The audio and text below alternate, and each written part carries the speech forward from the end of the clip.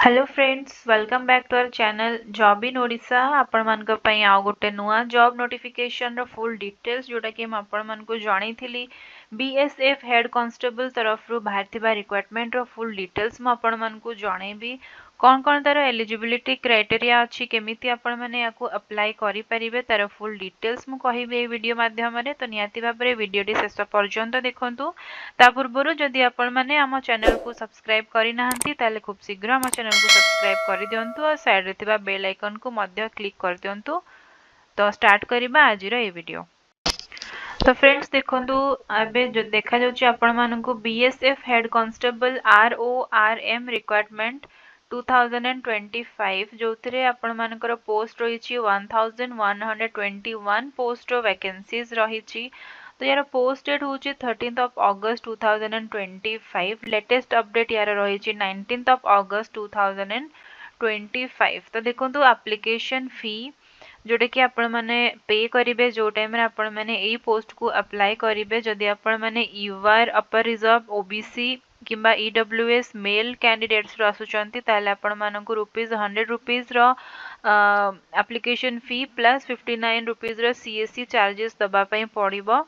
आ जदि आपण माने एससी एसटी किंबा फीमेल डिपार्टमेंटल किंबा एक्स सर्विसमैन रो आसुचंती ताले आपण मानकु कोनोसी टाइप रो एप्लीकेशन फी पे करबा पई पड़िबो नाही। आ देखो नेक्स्ट होची आपण मानकर बीएसएफ रिक्वायरमेंट 2025 इम्पोर्टेंट डेट्स। तो फर्स्ट होची starting date for apply online रोची आपण मानकर 24th ऑफ अगस्त 2025 और लास्ट रही आपण मानकर 23rd ऑफ सितंबर 2025। तो 23rd पर्यंत आपण मानक पाखरे टाइम अछि।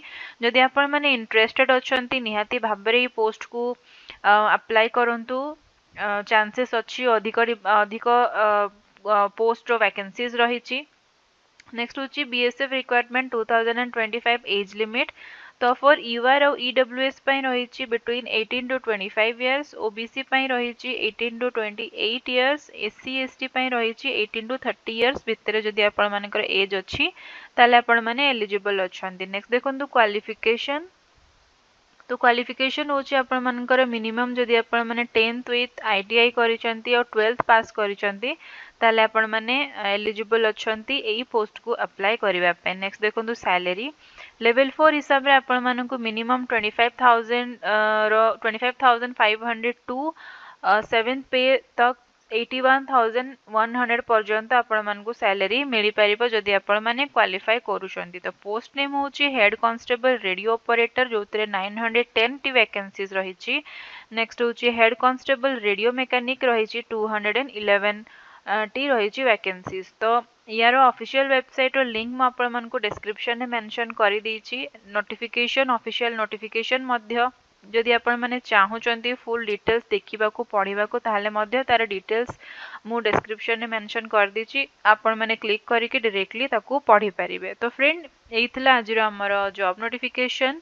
जदि आपण माने एबे पर्यंत हम चैनल को सब्सक्राइब करि नाहंती ताले हम चैनल को सब्सक्राइब करि दियंतु। एई टाइप रो जदि आपण माने जॉब नोटिफिकेशन देखिया पय चाहुचंती, अप्लाई करिया पय चाहुचंती ताले हम चैनल को फॉलो करंतु।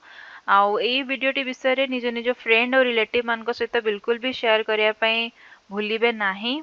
वीडियोटी शेष पर्यंत देखथिबारु आपण मानकर बहुत बहुत धन्यवाद।